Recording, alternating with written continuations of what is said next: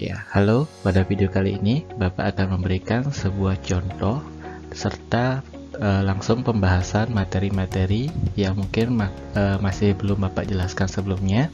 Ya, jadi di sini contoh ini juga merupakan contoh video yang Bapak harapkan. Ya, misalkan kalian ada yang ingin membuat video. Nah, jadi video seperti ini contoh saja. Kalau misalkan kalian membuat video seperti ini juga boleh. Ini Bapak buat berdasarkan PowerPoint, kemudian Bapak jadikan video. Jadi kayak gitu ya. Bagaimana caranya? Nanti kan kalian bisa cari di internet. Kayaknya kalian udah lebih pintar daripada Bapak. Tapi kalau kalian tak bikin video pun tidak apa-apa. Kalian bisa tulis di kertas ataupun diketik ya. Artinya buat sebagus mungkin, seusaha maksimal kalian.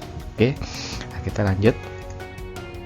Ya, jadi pada contoh ini Bapak akan berikan sebuah data fiktif ya. Jadi data fiktif bukan data nyata, di mana dalam datanya ini diberikan nilai ujian statistika 65 orang sebagai berikut ya. Kemudian langkah pertama yang Bapak lakukan adalah, ini sebenarnya langkah yang opsional. Jadi bisa kalian lakukan atau bisa kalian tidak lakukan ya. Tergantung pilihan kalian mau lakukan atau enggak. Jadi langkah pertama Bapak adalah mengurutkan datanya dari yang terkecil ke yang terbesar ya. Jadi ini datanya sudah diurutkan. Kemudian langkah yang selanjutnya Bapak mencari jangkauan banyak kelas dan panjang kelas sesuai dengan aturan Sturges ya. Oke, yang pertama jangkauan itu adalah data terbesar dikurangi data terkecil. Karena datanya sudah Bapak urutkan, jadi di sini gampang kita lihatnya bahwa data terbesarnya adalah 94 dan data terkecilnya adalah 25, sehingga 94 kurang 25 nanti akan didapatkan 69. Itu untuk jangkauan. Kemudian banyak kelas itu rumusnya adalah 1 ditambah 3,3 log n. N itu adalah banyak datanya, sehingga di sini karena banyak datanya adalah 65, berarti 1 ditambah 3,3 log 65. Ya, ingat di sini ada penjumlahan dan perkalian. Yang kalian lakukan terlebih dahulu adalah perkaliannya ya. Berarti 3,3 dikalikan log 65 dulu, baru ditambahkan 1, sehingga nanti didapatkan 6,98. Hasil ini akan kita bulatkan sehingga didapat 7, sehingga nanti banyak kelasnya adalah 7. Kemudian panjang kelas itu adalah jangkauan dibagi banyak kelasnya ya. J dibagi K. Jangkauannya kita dapat tadi 69 dibagi banyak kelasnya 7. 69 dibagi 7 itu hasilnya 9,8. Sama kayak tadi kita bulatkan hasilnya menjadi 10. Sehingga jangkauannya 69, banyak kelasnya 7 dan panjang kelasnya 10. Sehingga sudah bisa kita buat datanya dalam bentuk tabel seperti berikut. Di mana ada instrumen nomor, kelas dan frekuensi. Maka kita dapat tadi banyak kelasnya adalah 7, sehingga di sini kita buatkan 7 kelas, di mana kelas yang pertama itu harus mengandung data yang terkecil 25. Boleh 25 ini kita jadikan batas yang paling bawah, boleh, ataupun tidak menjadi batas bawah, silakan. Yang paling penting 25 ini berada di kelas pertama. Kemudian 94 berada di kelas terakhir. Oke. Data terbesar di kelas terakhir, data terkecil di kelas pertama. Ya, Bapak buatkan seperti ini. Kenapa 25 sampai 34? Karena panjang kelasnya 10 ya. Jadi kalau batas bawahnya 25, biar jadi 10 anggota, berarti sampai 34. Dengan cara yang sama kita dapatkan kelas yang lain. Sehingga di sini dapat kalian lihat data terbesar yaitu 94 sudah berada di kelas yang terakhir. Oke. Kemudian kita hitung frekuensinya. Kelas yang pertama 25 sampai 34. Karena di sini datanya sudah terurut, berarti kita sudah tidak memerlukan lurus lagi ya. Jadi kita bisa hitung yang data termasuk kelas 25 sampai 34 itu berarti 25, 26, 27, 30, 30. Jumlahnya ada 6. Dengan cara yang sama kita dapatkan frekuensi kelas yang lain. Oke, dari sini kita jumlahkan nilai frekuensinya, didapatkan 65, jadi sudah sesuai dengan banyak data yang kita miliki sebelumnya. Oke. Ya, jadi dari sana kita sudah bisa buatkan histogramnya seperti berikut. Histogramnya di mana yang di bawahnya atau sumbu X-nya itu adalah tepi kelas ya, masing-masing tepi kelas ada 34,5, 44,5 sampai 84,5. Sedangkan sumbu Y-nya itu adalah frekuensinya ya. Jadi 0, 2, 4, 6, 8 sampai 16. Oke. Kalau kalian sudah dapatkan gambar seperti ini sesuai dengan tabelnya, langkah selanjutnya tinggal kalian hubungkan titik tengahnya ya. Jadi seperti itu, tinggal kalian hubungkan. Inilah tabel dan histogram yang sesuai dengan arahan Bapak sebelumnya. Jika masih ada pertanyaan, silakan bisa tanya ke Bapak. Nah, kita lanjut ke data wajib yang harus kalian cantumkan. Jadi setelah kalian dapatkan tabelnya, kalian olah tabelnya ke masing-masing data wajib yang Bapak suruh. Data wajib yang pertama adalah OGIF. Ya, jadi di sini kita sudah punya tabel sesuai dengan data sebelumnya. Kita olah sekarang untuk mencari grafik OGIF positif dan grafik OGIF negatifnya ya. Yang kita perlukan di sini adalah frekuensi kumulatif kurang dari dan frekuensi kumulatif lebih dari. Apa itu frekuensi kumulatif kurang dari? Kalau frekuensi kumulatif kurang dari, yang kita perhatikan adalah tepi atas masing-masing kelas. Ingat, tepi atas ya, bukan batas atas. Kelas yang pertama, tepi atasnya adalah 34,5. Oke, nah sekarang kalau misalkan kita cari frekuensi kumulatif kurang dari, berarti frekuensi kumulatif atau nilai atau banyaknya data yang kurang dari tepi atas kelasnya. Jadi untuk kelas pertama, banyaknya data yang kurang dari 34,5. Tentunya itu adalah frekuensi di kelas pertama ya. Jadi karena semua anggota di kelas pertama itu pasti kurang dari 34,5, sehingga frekuensi kumulatif kurang darinya adalah 6 ya. Kemudian untuk kelas selanjutnya kita pakai tepi atas kelas kedua, 44,5. Banyaknya data yang kurang dari 44,5 itu adalah data-data yang berada di kelas 1 dan kelas yang kedua. Otomatis banyaknya yaitu kita jumlahkan frekuensinya, 6 ditambah 8 hasilnya 14. Berarti dengan cara yang sama, kelas ketiga berarti ditambahkan frekuensi antara kelas 1, kelas 2 dan kelas ketiga, dapatkan 25 dan seterusnya. Nah, kebalikannya, frekuensi kumulatif lebih dari itu adalah kita memakai, kalau tadi tepi atas, sekarang kita pakai tepi bawah. Tepi bawah masing-masing kelas. Misalkan kelas pertama, tepi bawahnya adalah 24,5.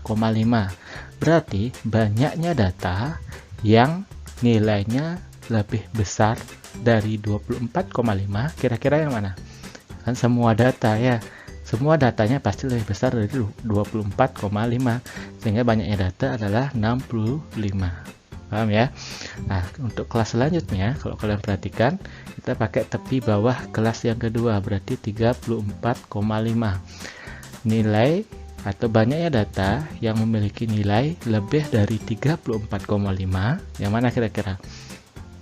Ya, tentu semua data kecuali data di kelas pertama. Ya, karena data yang di kelas pertama pasti kurang dari 34,5. Yang kita cari adalah lebih dari 34,5.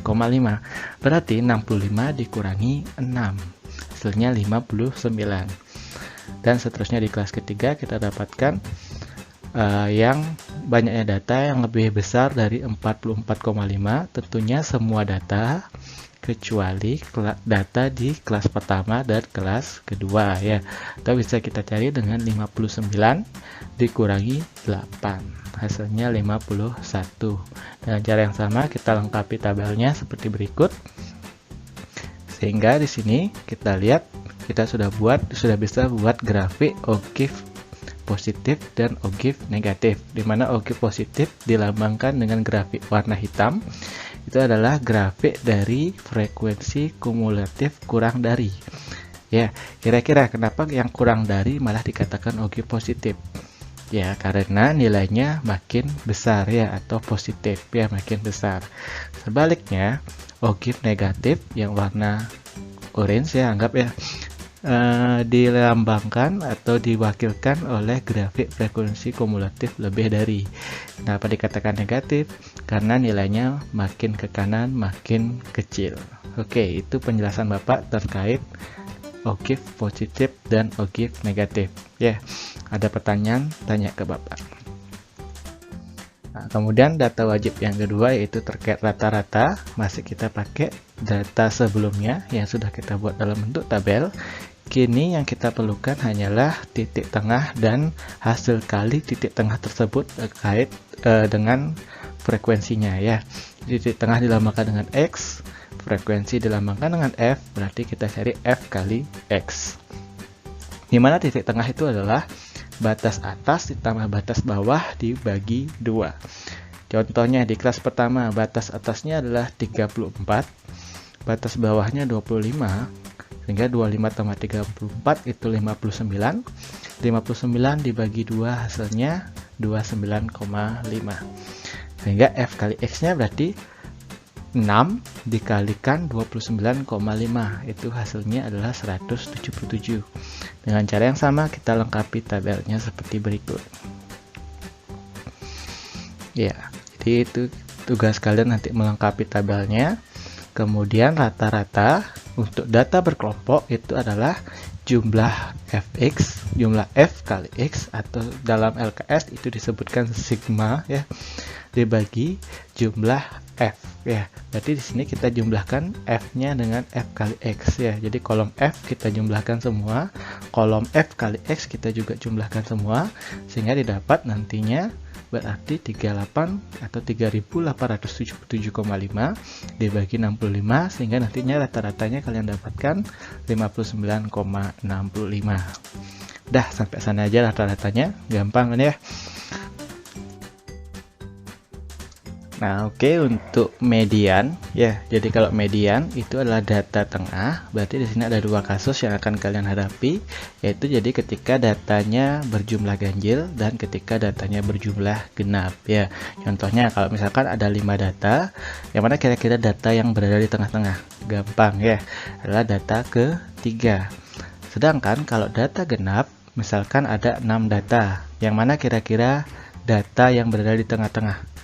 Ya jelas antara data ketiga dan data keempat. Yang mana kira-kira? Ya dibagi 2. 3 tambah 4 dibagi 2. Jadi itu aturannya. Ya, atau bisa ditulis seperti ini. Jadi kalau data ganjil itu data ke n tambah 1 bagi 2. Contohnya tadi datanya 5, berarti n-nya 5. 5 tambah 1, 6 dibagi 2, 3. Jadi data di tengah-tengah atau mediannya adalah berada di data ketiga. Sedangkan data genap rumusnya seperti ini, n per 2, kalau tadi contohnya 6 data, berarti n-nya 6, 6 per 2 itu 3, 3 ditambah n per 2 tambah 1, berarti 4, 3 tambah 4 dibagi 2, ya 3,5. Jadi data mediannya berada di data ke 3,5. Oke ya, jadi itu awalnya. Kemudian kita memiliki data yang kita dapatkan tadi yang sudah dalam bentuk tabel. Yang kita perlukan di sini hanyalah frekuensi kumulatif. Frekuensi kumulatif ini mirip konsepnya dengan frekuensi kumulatif kurang dari yang tadi ya. Kita lihat frekuensi kumulatif yang pertama itu adalah jumlah frekuensi di kelas pertama saja, yaitu 6. Sedangkan frekuensi kumulatif di kelas kedua yaitu frekuensi kelas pertama ditambah dengan frekuensi kelas kedua, berarti 6 tambah 8, 14. Jadi frekuensi kumulatif kelas ketiga, jadinya frekuensi kumulatif kelas 1 ditambah frekuensi pertama ditambah frekuensi kelas kedua ditambah frekuensi kelas ketiga. Ini 6 tambah 8 tambah 11 itu hasil 25, dan seterusnya. Kita bisa lengkapi tabelnya dengan cara yang sama. Kemudian data mediannya, karena datanya jumlahnya ganjil, berarti 65, kita pakai rumus yang data ganjil ya. 65 tambah 1 bagi 2. 65 tambah 1, 66 dibagi 2, 33. Artinya adalah median atau data di tengah, data tengah-tengahnya itu berada di data ke-33. Kita lihat frekuensi kumulatifnya. frekuensi kumulatif 6, berarti ada 6 data di kelas pertama. Kemudian kita lihat frekuensi kumulatif 14, berarti data ke-13 ada di ada di kelas kedua, gitu maksudnya ya. Kemudian dari 15 sampai 25, data 15 sampai 25 itu data ketiga di kelas ketiga. Kemudian data ke-26 sampai 39 itu berada di kelas keempat, dan seterusnya. Sehingga karena data medianya kita dapatkan adalah data ke-33, berarti dia berada di kelas keempat, ya kan? Sesuai dengan konsep tadi. Jadi kelas yang kita pakai adalah 55 sampai 64. Rumus medianya seperti ini. L tambah setengah N kurang frekuensi kumulatif. L itu adalah tepi bawah kelas median. Kemudian FK adalah frekuensi kumulatif. FK itulah frekuensi kumulatif kelas sebelumnya. Kemudian FM ini adalah frekuensi kelas median, dan P adalah panjang kelasnya. Kita masukkan datanya. L-nya itu adalah karena kelasnya 55 sampai 64, kelas berarti tepi bawahnya adalah 54,5 ditambah setengah N. Ya, setengah N itu berarti 65 dibagi 2, 32,5. Kemudian frekuensi kelas sebelumnya berarti 25 dibagi frekuensi kelas mediannya 14 dikali oleh panjang kelasnya 10. Ingat di sini perkalian dulu baru dijumlahkannya. Berarti pecahan itu dikali 10 baru dijumlahkan ya. Di 54,5 ditambah 5,36 ya. Jadi 32,5 kurang 25 dibagi 14 kali 10 hasilnya 5,36 ditambah 54,5, hasilnya berarti mediannya adalah 59,86. Jadi itu saja untuk median data berkelompok ya. Jadi kalian harus identifikasi dulu apakah datanya ganjil atau genap, kemudian gunakan rumusnya. Oke, ada pertanyaan? Nanti screenshot tanya ke Bapak ya. Ya, jadi data wajib yang selanjutnya yaitu modus. Modus itu adalah nilai yang paling sering muncul ya. Jadi nilai yang paling sering muncul kalau kalian lihat di tabelnya berarti kelas yang memiliki frekuensi yang paling besar ya. Frekuensi lebih besar artinya lebih sering muncul. Jadi kelas modusnya yaitu kelas keempat, dimana dia memiliki frekuensi 14. Jadi kelas modusnya adalah 55 sampai 64. Dimana rumus modus untuk data berkelompok yaitu adalah seperti berikut. Kalau kalian lihat L itu apa? Tepi bawah kelas modus ditambah D1. Nah, D1 ini adalah frekuensi kelas modus dikurangi frekuensi kelas sebelumnya.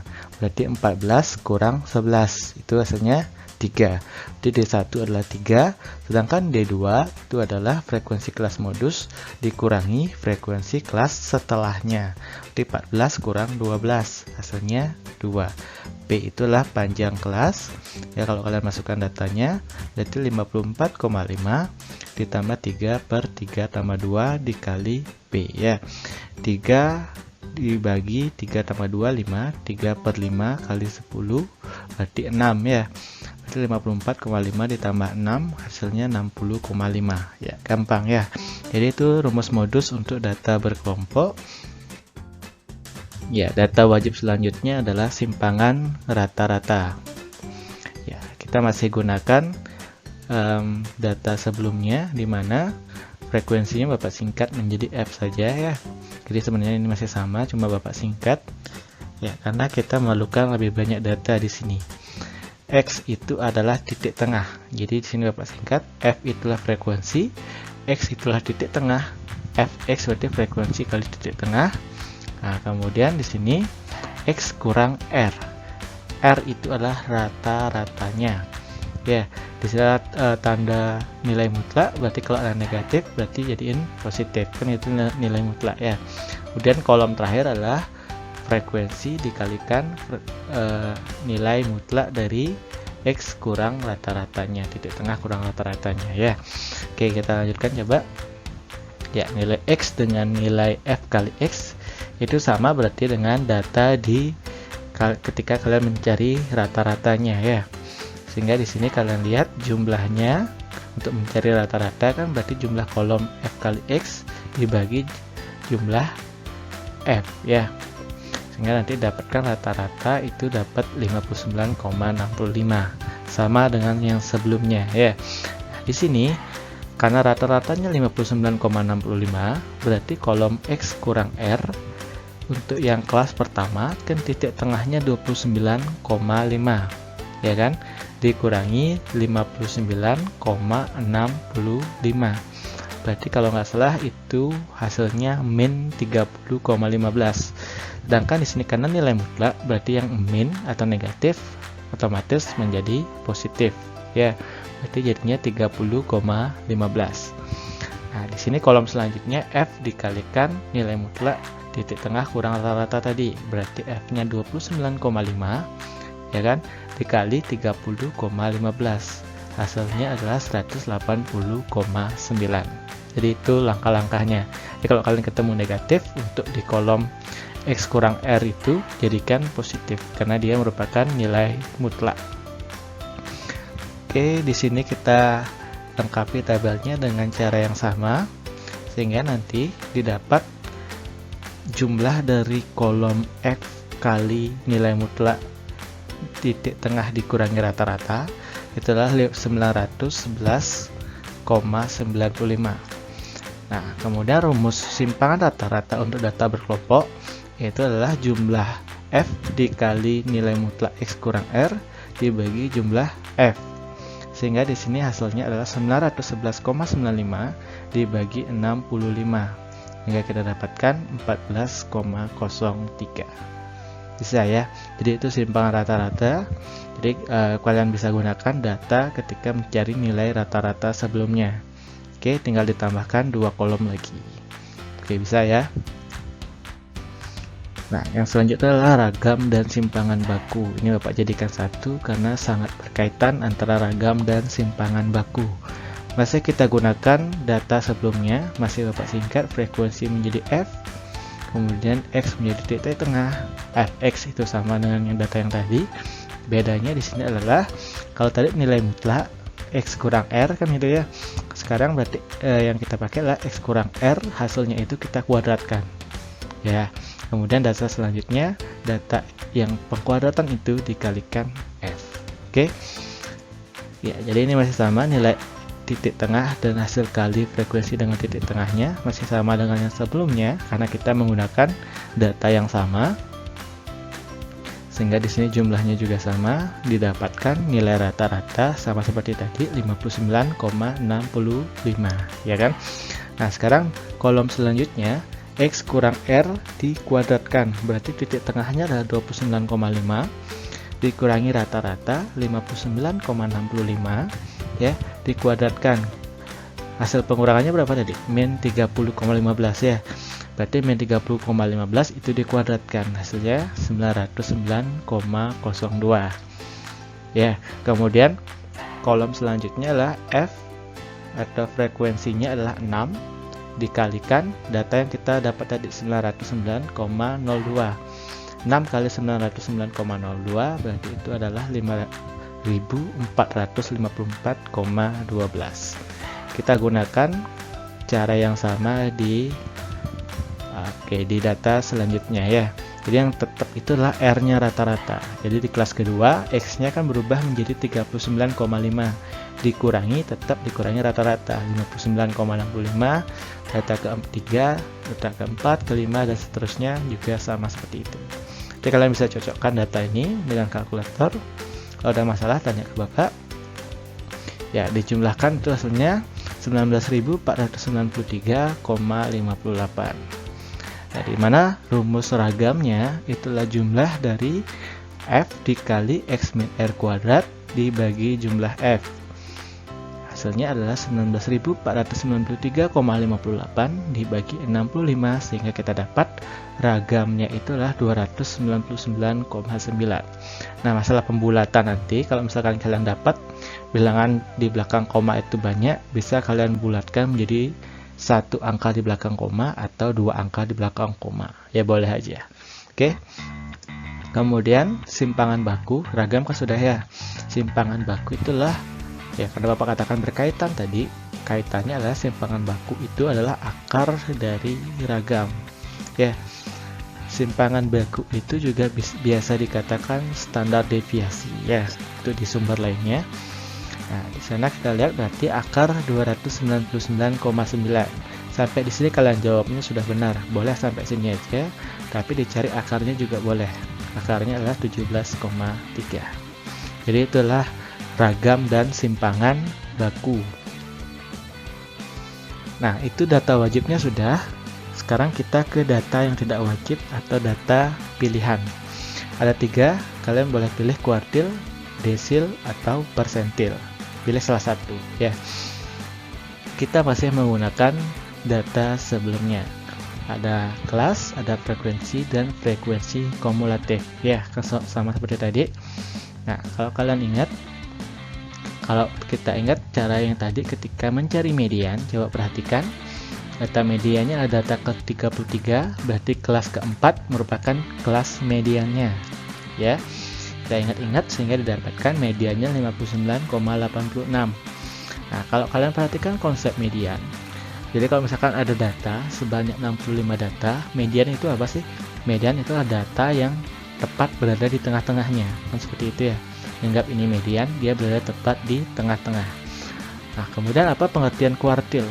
Kuartil itu adalah membagi data menjadi 4 bagian sama besar, ya kan? Misalkan ini ada data, dia dibagi menjadi 4, berarti ada Q1, Q2, dan Q3. Di mana Q1, Q2, Q3 membagi data itu menjadi 4 bagian sama besar. Nah, kenapa Bapak tampilkan seperti ini? Supaya kalian bisa melihat kalau median itu nanti akan sama dengan Q2. Bisa nggak kalian melihatnya? Ya kan?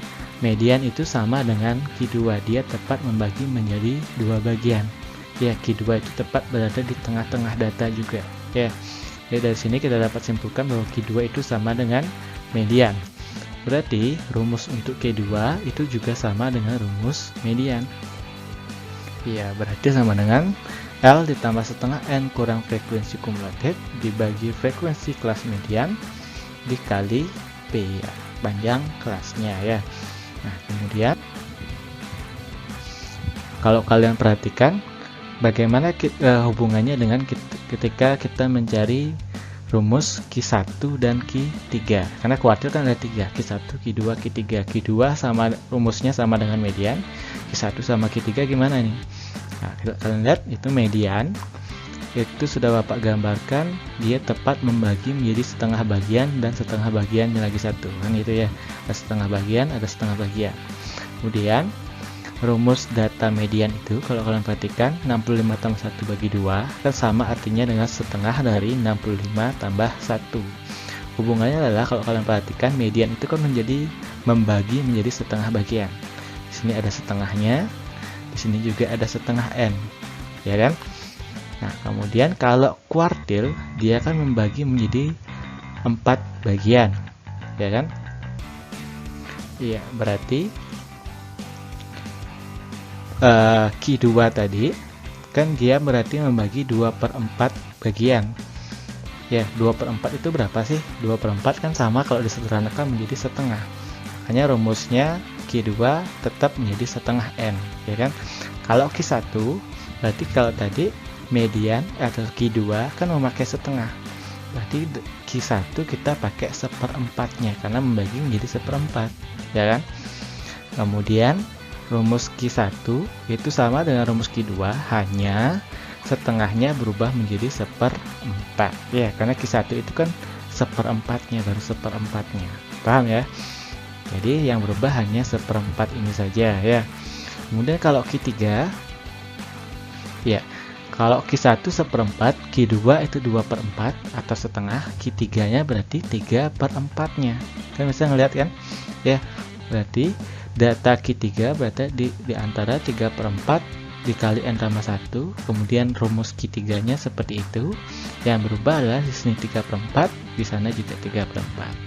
Ya, jadi itu konsepnya untuk mencari kuartil.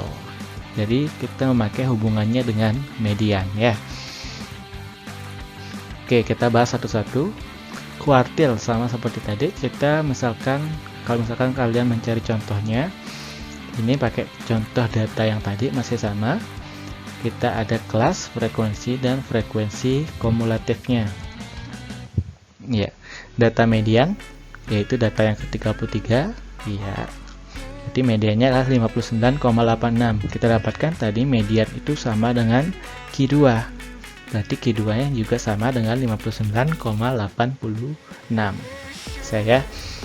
sekarang kita cari Q1-nya. Ya, Q1 yang bedanya tadi kalau setengah, sekarang kita pakai seperempat. Berarti seperempat dikali 65 tambah 1, berarti seperempat dari 66. Didapatkan 16,5. 16,5 berarti dia berada di kelas yang ketiga, ya kan? Berarti kelas ketiga 45 sampai 54. Kita masukkan rumusnya. Setengahnya ingat sudah diganti menjadi seperempat ya. Di L-nya atau tepi bawahnya itulah 44,5. Seperempat N berarti seperempat kali 65 itu 16,25. FK itu frekuensi kumulatif sebelumnya, kelas sebelumnya berarti 14 ya. Kemudian FM itu frekuensi kelas median itu 11, sedangkan P itu adalah panjang kelas ya. Sehingga dapatkan Q1 itu adalah 46,54. Q3 kalau tadi seperempat, kita sekarang pakai 3/4 ya.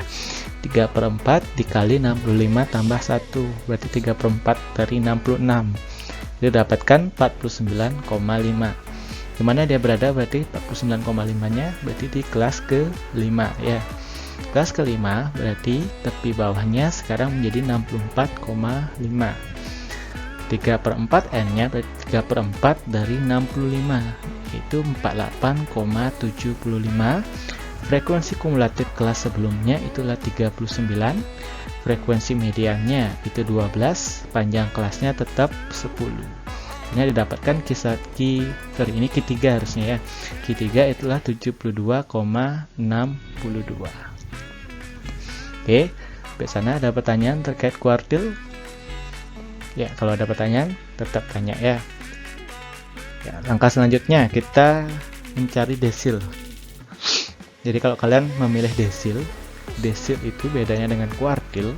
Kalau kuartil itu membagi menjadi 4 bagian, kalau desil itu menjadi 10 bagian. Karena 10 bagian berarti ada 9 D. Kalau tadi lambangnya lagi quarter, kalau sekarang lambangnya D ya. Ada D1 sampai D9. Bapak berikan contoh saja. Karena di sini kan ada 9 D ya. Kalau kuartil kalian harus mencari Q1, Q2, Q3. Kalau kalian memilih desil, dari 9 ini kalian bebas pilih 3 gitu maksudnya ya. Misalkan D2, D4, D6 itu aja. Jadi nggak 9 kalian nyari, cukup 3 aja. Nah, Bapak berikan contoh 1. Misalkan kalian mencari D2. Nah, ini perbedaannya. Kalau misalkan tadi Q2 itu mediannya itu setengah ya. Kalau Q1 itu diubah menjadi 1/4, Q3 menjadi 3/4. Nah, kenapa dibagi 4? Karena menjadi 4 bagian, kan gitu ya. Setengah, 2/4, 3/4, gitu ya. Nah, sekarang kalau desil, karena menjadi 10 bagian, berarti menjadi per 10. Karena kita mencari D2, berarti 2/10. Jadi kayak gitu ya. Kalau misalkan mencari D3, berarti 3/10. D7 berarti 7/10. Itu konsepnya. Rumusnya sebagian besar mirip dengan rumus median. Kita mencari D2 berarti 2/10. Data ke 2/10 dikali N tambah 1. Di 2/10 kali 65 tambah 1 hasilnya 13,2. Berarti data ke 13,2. Kelas mana yang kita pakai? Kelas yang ya ini 2/10. Kelas yang kedua ya. Kelas yang kedua berarti 35 sampai 44. Ya, di sini kalian perhatikan sudah dirubah menjadi 2/10, di mana L-nya itu adalah 34,5.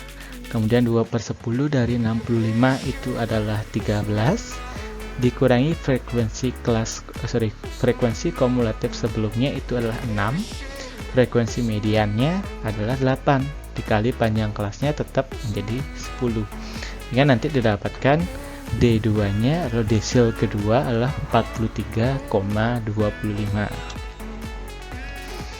Ya, kalau kalian perhatikan, kalau tadi dalam kuartil Q2 itu yang disamakan dengan median karena tepat berada di tengah-tengah Q2. Nah, kalau desil yang berada di tengah-tengah data itu yang mana? D1, D2, D9 berapa? Mediannya dikatakan sama dengan D5 ya. Karena kalau kalian perhatikan, D5 itu tepat berada di tengah-tengah data. Nah, sekarang selanjutnya kalau kalian memilih persentil, kuartil itu menjadi 4 bagian, desil menjadi 10 bagian, persentil menjadi 100 bagian ya. Karena 100 bagian dengan data yang sama berarti kita memiliki ya, sekarang lambangnya P. P1, P2, P4 sampai P99. Jadi ada 99 persentil. Dari 99 ini kalau kalian memilih persentil sebagai data pilihannya, kalian cukup memilih 3. Itu aja. Yang mana aja boleh ya. Nah, di sini Bapak akan berikan satu contoh aja ketika misalkan kalian mencari P4. Kenapa Bapak contohkan P4? Karena di sini ada hal menarik yang mungkin akan kalian temukan. Ya, sama seperti tadi, kalau tadi per 10 untuk desil, sekarang menjadi per 100 ya. P4 berarti 4 per 100 ya, data ke 4 per 100 dari N plus 1. Itu data ke 2,64. Data 2,64 itu berada di kelas pertama ya. Ya, itu udah berubah jadi 4 per 100. Ini menjadi data kelas yang pertama. Ini sudah berubah jadi 4 per 100, dimana hal unik yang Bapak katakan tadi ya, hal yang menarik, kalian lihat tepi bawah kelas, tepi bawah kelasnya adalah 24,5, 4 per 100 nya adalah 2,6. Nah, ini frekuensi kumulatif kelas sebelumnya. Sedangkan kita kan memakai kelas pertama. Kelas sebelumnya yang mana dong? Kan tidak ada ya. Makanya kita pakai 0 ya. Jadi frekuensi mediannya 6 dikali panjang kelasnya tetap 10. Sehingga di sini akan 0, di sana aja yang menarik ya. Di sini 0 ya. Kemudian didapatkan 24,5 ditambah 4,3, hasilnya P4-nya 28,8. Oke. Kalau tadi kuartil mediannya itu Q2, desil itu mediannya adalah D5, persentil kira-kira yang mana yang bisa dikatakan median? Ya, B50. Oke. Jadi itu aja sebenarnya yang ingin Bapak berikan contoh dan pembahasannya biar kalian nggak bingung. Sisanya kalau misalkan kalian masih ada pertanyaan terkait proyek ini, bisa terus tanyakan ke Bapak. Yang penting kalian sudah buat, ikut berpartisipasi, kemudian melakukan atau mengerjakannya semaksimal mungkin. Bapak akan hargai. Makin besar Bapak lihat usahanya, makin banyak nanti atau makin besar nilainya ya. Kalau kalian bikin video seperti ini silahkan. Kalau misalkan kalian tidak bisa bikin video seperti ini, cari temennya yang kira-kira bisa. Karena kalau bikin video kan Bapak berikan jadi tugas berkelompok, boleh jadi tugas berkelompok ya. Jadi satu yang bikin video, satu yang bikin data seperti ini, boleh seperti itu, kerjasama silahkan ya. Kalau misalkan mau buat sendiri untuk video boleh, buat sama teman boleh. Kalau mau nggak bisa bikin video, nggak punya teman, boleh ditulis tangan dengan menarik ya. Kemudian kalau misalkan ingin diketik juga boleh diketik. Kalau dalam bentuk video, kalian cukup kirim linknya saja ke Bapak. Kalau misalkan dalam bentuk hard copy, entah itu tulisan ataupun diketik, dikumpulkan di sekolah di meja Bapak. Batas pengumpulannya masih sama, H-1 sebelum jadwal UAS. Ya, akhir kata Bapak ucapkan selamat mencoba tugas ini ya. Jangan pernah menyerah, silakan dicoba aja dulu. Oke? Ya, video ini Bapak akhiri.